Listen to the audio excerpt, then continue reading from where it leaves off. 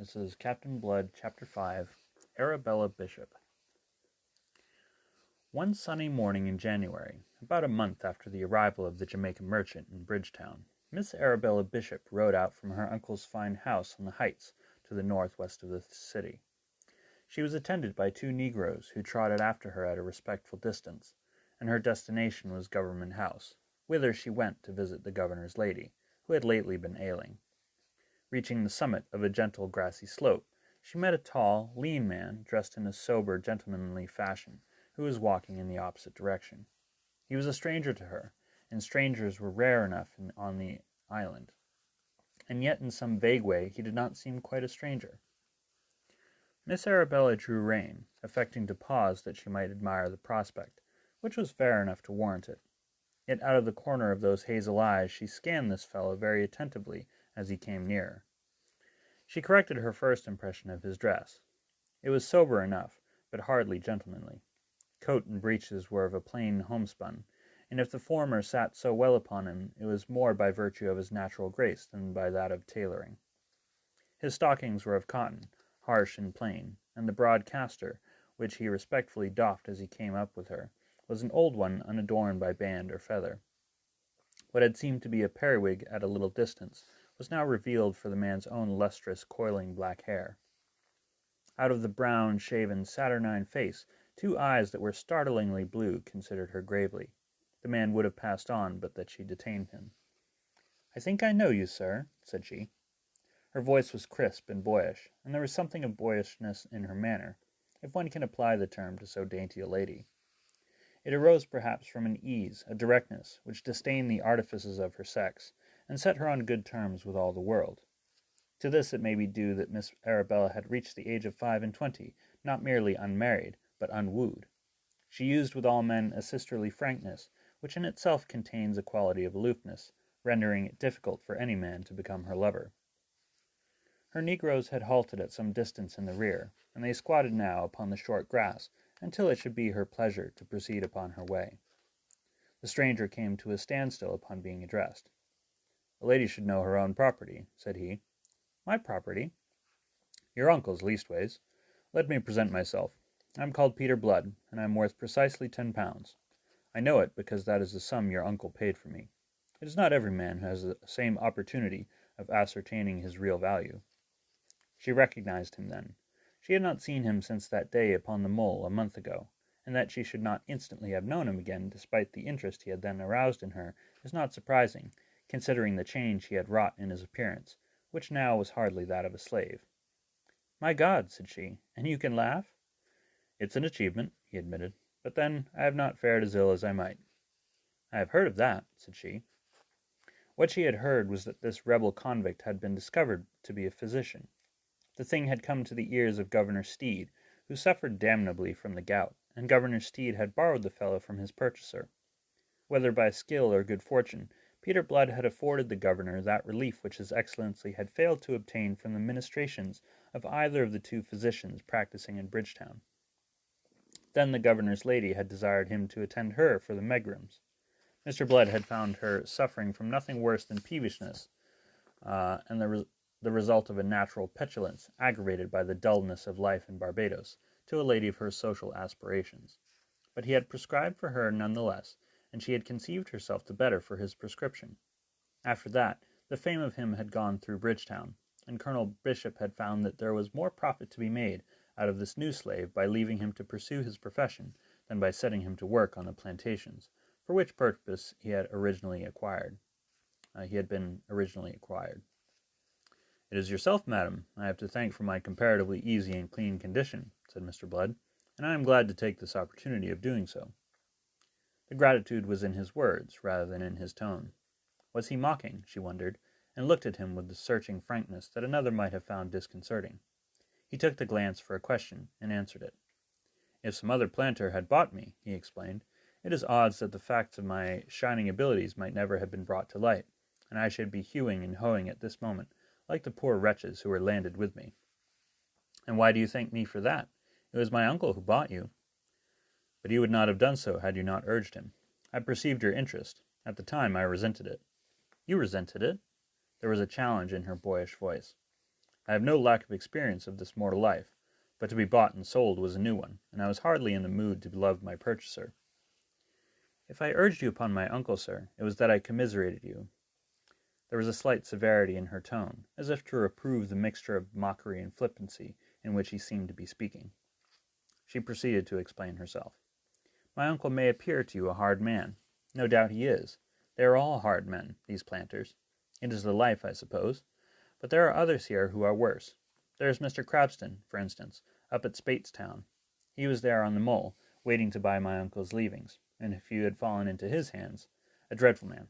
That is why. He was a little bewildered. This interest in a stranger, he began, then changed the direction of his probe. But there were others as deserving of commiseration. You do not seem quite like the others. I am not, said he. Oh! She stared at him, bridled a little. You have a good opinion of yourself. On the contrary, the others are all worthy rebels. I am not. That is the difference. I was one who had not the wit to see that England required purifying. I was content to pursue a doctor's trade in Bridgewater, whilst my betters were shedding their blood to drive out an unclean tyrant and his rascally crew. Sir, she checked him, I think you are talking treason. I hope I am not obscure, said he. There are those here who would have you flogged if they heard you. The governor would never allow it. He has the gout, and his lady has the megrims. Do you depend upon that? She was frankly scornful. You have certainly never had the gout, probably not even the megrims, said he. She made a little impatient movement with her hand, and looked away from him for a moment out to sea. Quite suddenly she looked at him again, and now her brows were knit. But if you are not a rebel, how came you here? He saw the thing she apprehended, and he laughed. Faith, now, it's a long story, said he, and one perhaps that you would prefer not to tell. Briefly on that, he told it to her. My God, what an infamy, she cried, when he had done. Oh, it's a sweet country, England, under King James. There's no need to commiserate me further. All things considered, I prefer Barbados. Here at least one can believe in God. He looked first to right, then to left as he spoke, from the distant shadowy bulk of Mount Hillbay to the limitless ocean ruffled by the winds of heaven. Then, as if the fair prospect rendered him conscious of his own littleness and the insignificance of his woes, he fell thoughtful. Is that so difficult elsewhere? She asked him, and she was very grave. Men make it so. I see. She laughed a little, on a note of sadness, it seemed to him. I have never deemed Barbados the earthly mirror of heaven, she confessed, but no doubt you know your world better than I. She touched her horse with her little silver-hilted whip. I congratulate you on this easing of your misfortunes. He bowed, and she moved on. Her negroes sprang up and went trotting after her. A while Peter Blood remained standing there, where she left him, conning the sunlit waters of Carlisle Bay below, and the shipping in that spacious haven about which the gulls were fluttering noisily. It was a fair enough prospect, he reflected, but it was a prison, and in announcing that he preferred it to England, he had indulged that almost laudable form of boasting which lies in belittling our misadventures. He returned, and resuming his way, went off in long swinging strides towards the little huddle of huts built of mud and wattles, a miniature village enclosed in a stockade which the plantation slaves inhabited, and where he himself was lodged with them. Through his mind sang the line of Lovelace, "Stone walls do not a prison make, nor iron bars a cage." But he gave it a fresh meaning, the very converse of that which its author had intended. A prison, he reflected, was a prison, though it had neither walls nor bars, however spacious it might be. And as he realized it that morning, so he was to realize it increasingly as time sped on. Daily he came to think more of his clipped wings, of his exclusion from the world, and less of the fortuitous liberty he enjoyed. Nor did the contrasting of his comparatively easy lot with that of his unfortunate fellow-convicts bring him the satisfaction a differently constituted mind might have derived from it. Rather did the contemplation of their misery increase the bitterness that was gathering in his soul. Of the 42 who had been landed with him from the Jamaica Merchant, Colonel Bishop had purchased no less than 25. The remainder had gone to lesser planters, some of them to Spatestown, and others still further north.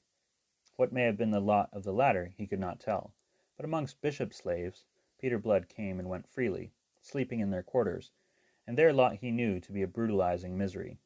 They toiled in the sugar plantations from sunrise to sunset, and if their labors flagged, there were the whips of the overseer and his men to quicken them. They went in rags, some almost naked. They dwelt in squalor, and they were ill-nourished on salted meat and maize dumplings, food which to many of them was for a season at least so nauseating that 2 of them sickened and died before Bishop remembered that their lives had a certain value in labor to him, and yielded to Blood's intercessions for a better care of such as fell ill. To curb insubordination, one of them who had rebelled against Kent, the brutal overseer, was lashed to death by negroes under his comrades' eyes, and another who had been so misguided as to run away into the woods was tracked, brought back, flogged, and then branded on the forehead with the letters F.T., that all might know him for a fugitive traitor as long as he lived. Fortunately for him, the poor fellow died as a consequence of the flogging. After that, a dull, spiritless resignation settled down upon the remainder. The most mutinous were quelled, and accepted their unspeakable lot with the tragic fortitude of despair. Peter Blood alone, escaping these excessive sufferings, remained outwardly unchanged, whilst inwardly the only change in him was a daily deeper hatred of his kind, a daily deeper longing to escape from this place, where man defiled so foully the lovely work of his Creator. It was a longing too vague to amount to a hope. Hope here was inadmissible. And yet he did not yield to despair. He set a mask of laughter on his saturnine countenance, and went his way, treating the sick to the profit of Colonel Bishop, and encroaching further and further upon the preserves of the 2 other men of medicine in Bridgetown. Immune from the degrading punishments and privations of his fellow convicts, he was enabled to keep his self-respect, and was treated without harshness even by the soulless planter to whom he had been sold. He owed it all to gout and megrims. He had won the esteem of Governor Steed, and, what is even more important, of Governor Steed's lady, whom he shamelessly and cynically flattered and humored. Occasionally he saw Miss Bishop, and they seldom met but that she paused to hold him in conversation for some moments, evincing her interest in him. Himself he was never disposed to linger. He was not, he told himself, to be deceived by her delicate exterior, her sapling grace, her easy, boyish ways and pleasant, boyish voice. In all his life, and it had been very varied, he had never met a man whom he accounted more beastly than her uncle, and he could not dissociate her from the man. She was his niece, of his own blood, and some of the vices of it, some of the remorseless cruelty of the wealthy planter must, he argued, inhabit that pleasant body of hers. He argued this very often to himself, as if answering and convincing some instinct that pleaded otherwise, and arguing it he avoided her when it was possible, and was frigidly civil when it was not. Justifiable as his reasoning was, plausible as it may seem, yet he would have done better to have trusted the instinct that was in conflict with it. Though the same blood ran in her veins as in those of Colonel Bishop, yet hers was free of the vices that tainted her uncle's, for these vices were not natural to the blood. They were, in his case, acquired. Her father, Tom Bishop, that same Colonel Bishop's brother, had been a kindly, chivalrous, gentle soul, who, broken-hearted by the early death of a young wife, had abandoned the old world and sought an anodyne for his grief in the new. He had come out to the Antilles, bringing with him his little daughter, then 5 years of age, and had given himself up to the life of a planter. He had prospered from the first, as men sometimes will who care nothing for prosperity. Prospering, he had bethought him of his younger brother, a soldier at home reputed somewhat wild.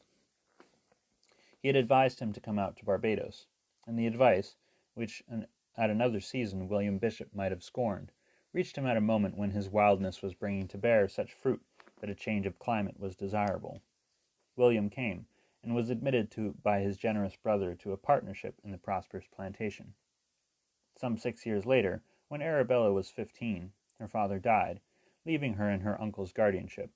It was perhaps his one mistake. But the goodness of his own nature colored his views of other men. Moreover, himself, he had conducted the education of his daughter, giving her an independence of character upon which perhaps he counted unduly. As things were, there was little love between uncle and niece, but she was dutiful to him, and he was circumspect in his behavior towards her. All his life, and for all his wildness, he had gone in a certain awe of his brother, whose worth he had the wit to recognize, and now it was almost as if some of that awe was transferred to his brother's child, who was also, in a sense, his partner, although she took no active part in the business of the plantations. Peter Blood judged her, as we are all too prone to judge upon insufficient knowledge. He was very soon to have cause to correct that judgment. One day towards the end of May, when the heat was beginning to grow oppressive, there crawled into Carlisle Bay a wounded, battered English ship, the Pride of Devon, her freeboard scarred and broken, her coach a gaping wreck, her mizzen so shot away that only a jagged stump remained to tell the place where it had stood.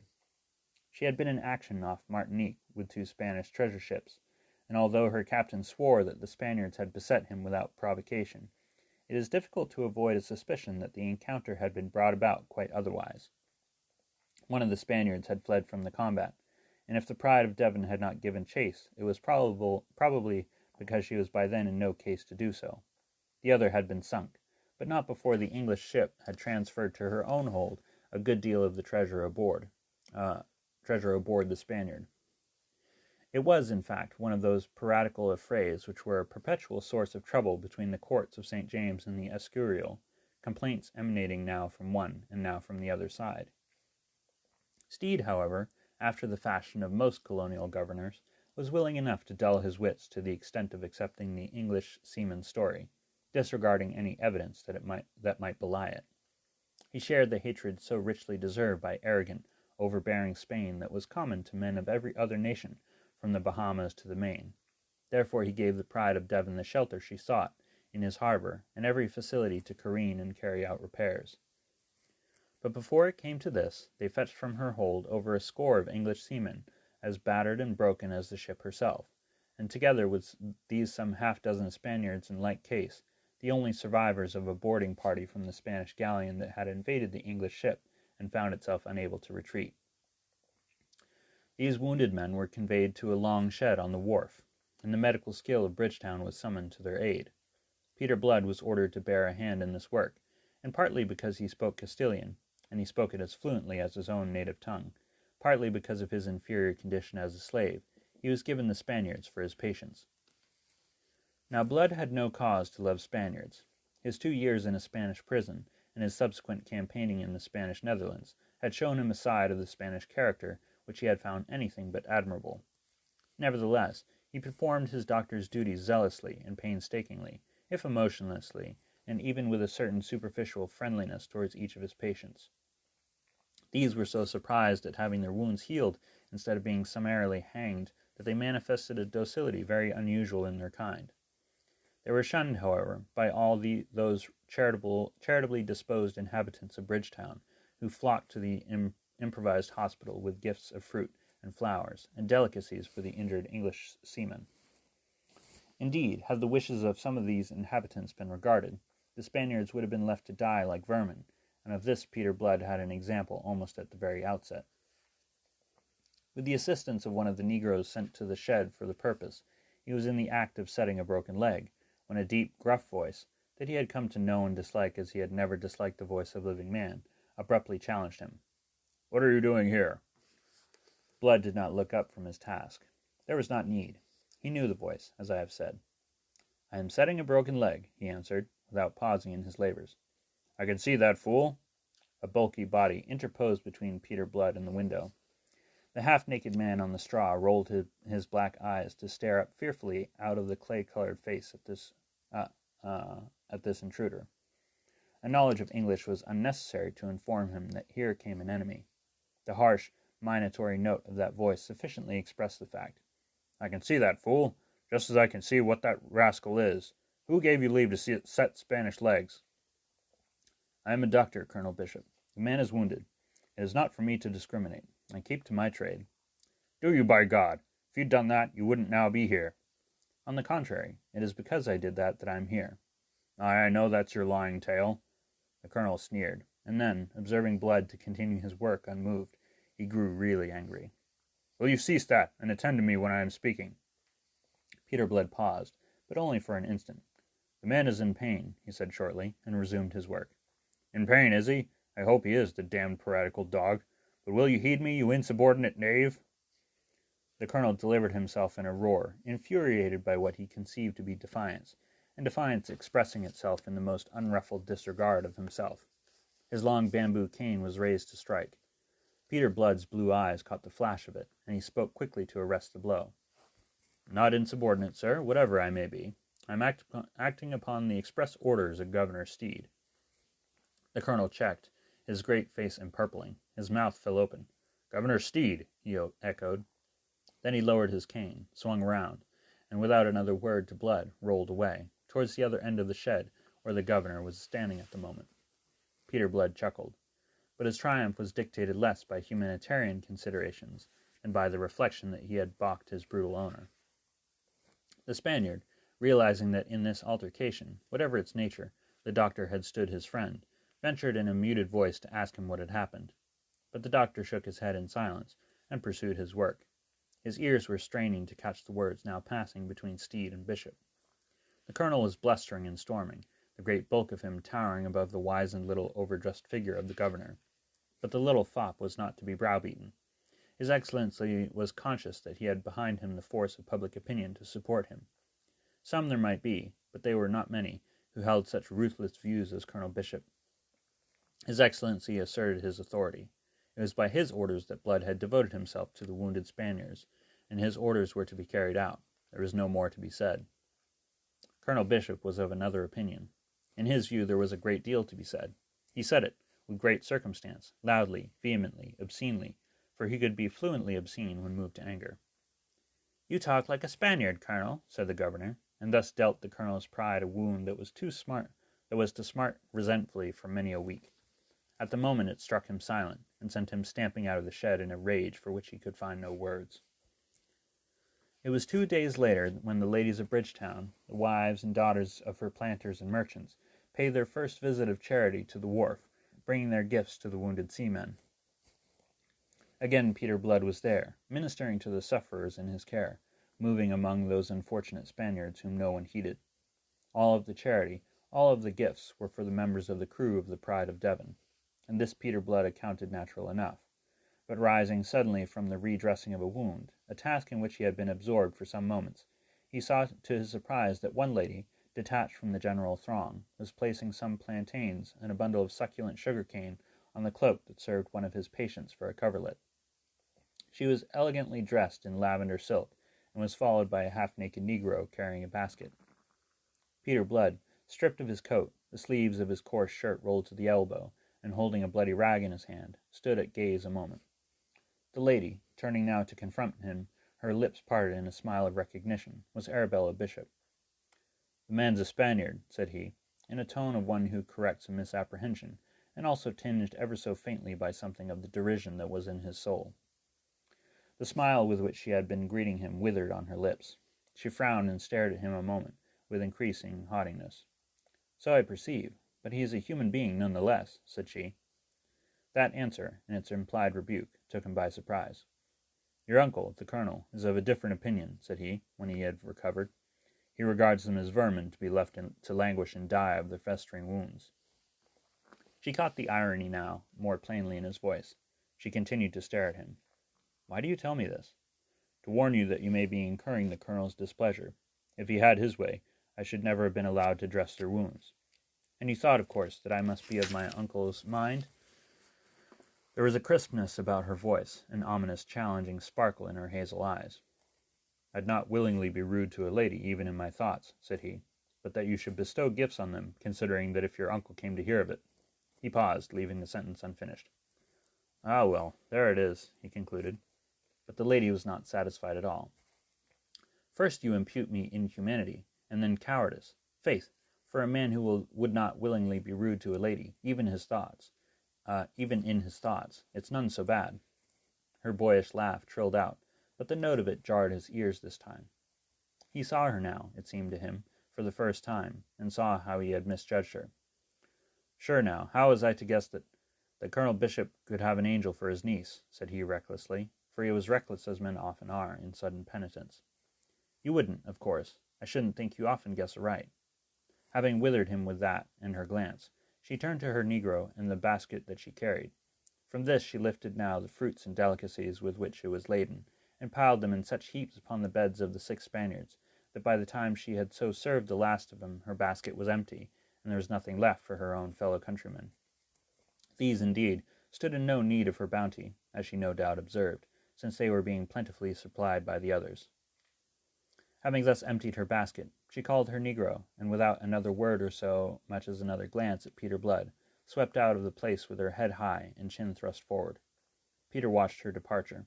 Then he fetched a sigh.